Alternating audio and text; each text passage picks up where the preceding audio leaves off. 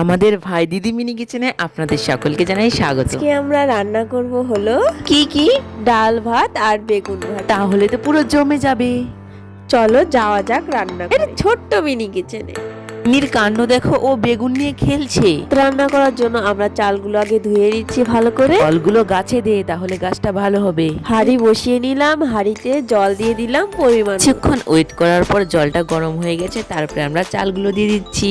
আমাদের ভাতে ফেনা এসে গিয়েছে, আমরা বেগুন কাটাও শুরু করে তো দিয়েছি। প্রায় হয়ে গেল। ফুলগুলো কোথা থেকে চুরি করে এনেছিস রে? চুপ কর, আমাদের গাছে কত ফুল। আর দেখো এদিকে ভাত হয়ে গেছে, বেগুনে জল দিয়ে দিচ্ছি, ধুয়ে নেব। এইদিকে আমাদের তেল মশলা সবকিছু মায়ের কাছ থেকে নিয়ে আসা হয়ে গেছে। এখন আমি ভাতের হাঁড়িটা বসিয়ে নিয়েছি, এখন মাঠটা ছেঁকে নেব, তুই কড়াইটা বসিয়ে দে। হ্যাঁ, বসিয়ে নিয়েছি। এখন পরিমাণ মতো তেল দিয়ে একে একে বেগুনগুলো দিয়ে দিলেই হয়।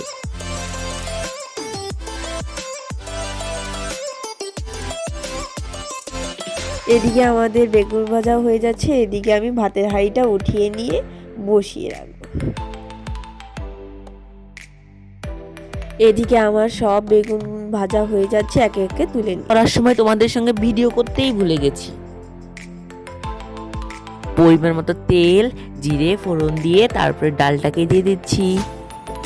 দিয়ে দিচ্ছে।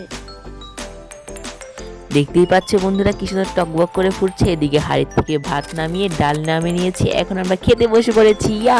দে খেতে পেয়েছে তো। আরে দাঁড়া দাঁড়া, দিচ্ছি। আমার আজকের ভিডিওতে সবাই লাইক কমেন্ট শেয়ার করে দিই। সাবস্ক্রাইব করতে ভুলো না কিন্তু বন্ধুরা।